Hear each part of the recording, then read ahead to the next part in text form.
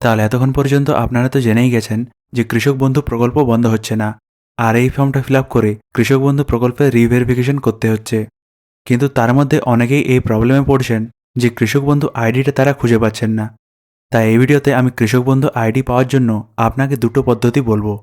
প্রথমত, আপনি কৃষক বন্ধুর এই হোয়াটসঅ্যাপ নাম্বার থেকে আপনার কেবি আইডিটা বার করতে পারবেন, কিন্তু এক্ষেত্রে এখন এই হোয়াটসঅ্যাপের ফিচারটা ঠিকমতো কাজ করছে না। তাই আরেকটা বিকল্প পদ্ধতি আমি আপনাকে বলছি, যেটা হচ্ছে আপনি ইপ্যাডি ওয়েবসাইটে যান, তারপর এখান থেকে ফার্মার প্রোফাইলে ক্লিক করুন এবং আপনার আধার কার্ড, রেজিস্ট্রেশন নাম্বার যে কোনো একটা দিয়ে আপনি আপনার ফার্মার প্রোফাইলে লগ ইন করে নিন। তাহলে আপনি আপনার কৃষক বন্ধু আইডিটা দেখতে পেয়ে যাবেন।